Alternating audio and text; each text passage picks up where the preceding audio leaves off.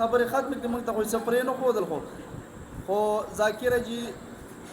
د بجلی خبره وکړه دلیل جي خبره وکړه مرګرو کم کارونه چې شوي د کارونو خو موږ اړوله ذکر دا نه کوو چې کارونه خو صرف زموږ ملي رهبر جناب آفتاب احمد خان شیرپاو صاحب او صوبایي چیرمین سکندر حیات خان شیرپاو صاحب دا د چا نه پټه نه ده چې کم ځای کې ګورې زموږ د مشر زموږ د کشر د دوی د لاس نه خفه کي دا اوس کسان کم چې موږ منتخب کړي دي هغوی له قسم په خدای که موږ ورتلیم شو موږ له ټیم هم نه راکوي خپل ورکر له ټیم نه ورکوي چې هغه ورشي او هغه ورته یو مسله بیان کړي چې بهی موږ ته د بجلۍ مسله ده موږ ته د ګیس مسله ده ګیس خو دا حکومت سوچ هم نه کوي زمونږ هم دا ذهن جوړ دی چې زمونږ په علاقه کې که ګیس د بجلی کار دا کارونه چې کوي دي هر سړی دې ته په تمه دی چې دا به ملي رهبر جناب آفتاب احمد خان شیرپاو کوي دا بل څوک هم نشي کولی دا زمونږ چې کوم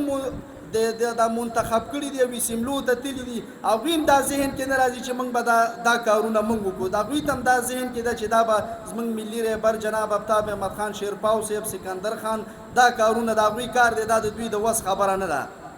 مرګرو راغونډېدل مطلب دا دی چې موږ ټول یو موټی شو په یو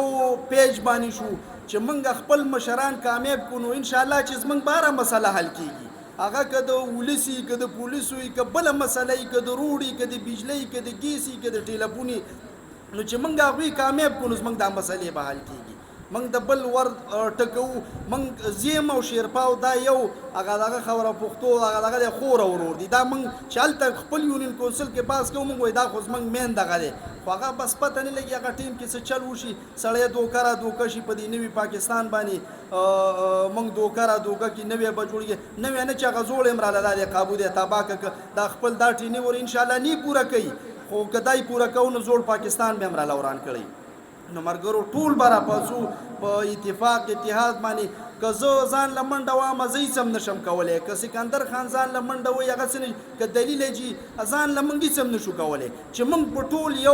یو مټې یو اتحاد یو اتفاق مانی او هر سړی دا کار وګڼي چې یاره مثال دا زما کار دی دا به زه کومه نو انشاءالله چې نږدې ده او هواګانې م انشاءالله داسې دي چې ډېره زر ده چې د دې خلکو نه به الله پاک د دې عذاب نه به موږ خلاصوي